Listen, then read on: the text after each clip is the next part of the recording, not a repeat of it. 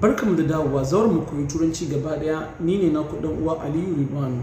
A yau za mu yi magana ne akan wannan kalma na flood.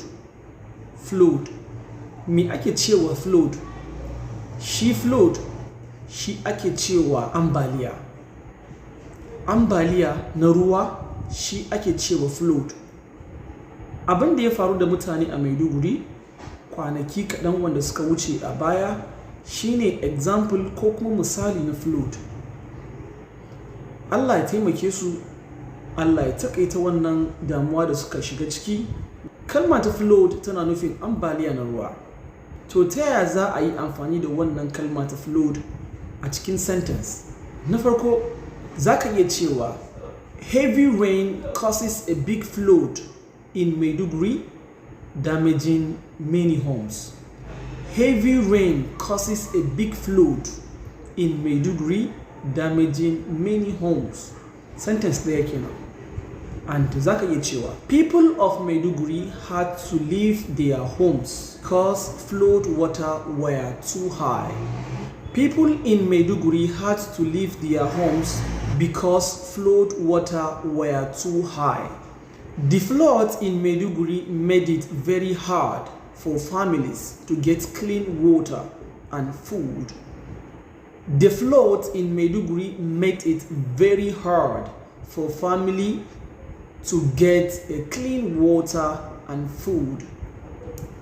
Wa'innan sentence kenan guda uku wanda has to do with flood. To yanzu za mu yi magana akan waɗansu kalmomi kamar guda biyar wanda yake ta'allake da wannan kalma ta flood. Na farko za mu yi magana ne akan water, ruwa.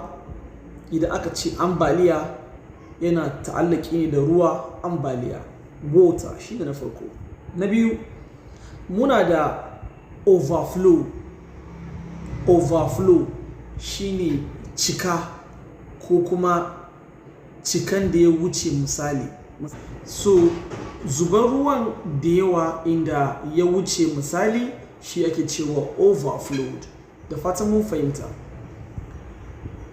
Kalma ta uku kuma da yake ta'allake da kalma na flood akwai rain, ruwan sama. Fassarar shi kenan ruwan sama. Shi kalma ta rainfall kalma ce da yake da ta'allaki da wannan kalma ta flood. Sai na hudu kalma ta evacuation. Evacuation da Hausa ake ce mishi fita ko kuma ƙaura. A fita daga wani gurin da akwai wani danja. Idan akwai wani matsala ana fuskantar wani barazana, to fitan mutane daga wannan ƙauye ko kuma wannan guri ko wannan gari ko kuma wannan area din shi ake cewa evacuation. Evacuation fita daga wani gurin da ake tsammanin wani barazana. Kun fahimta? Sai kuma kalma ta biyar shine damage, lalatawa. Domin da wannan flood in ya zo ya damaging many homes. A cikin example guda ɗaya na sentence mun duba mun ga akwai kalma na damaging. So ma'anin damage shine lalatawa. Kalma ta damage shine lalatawa.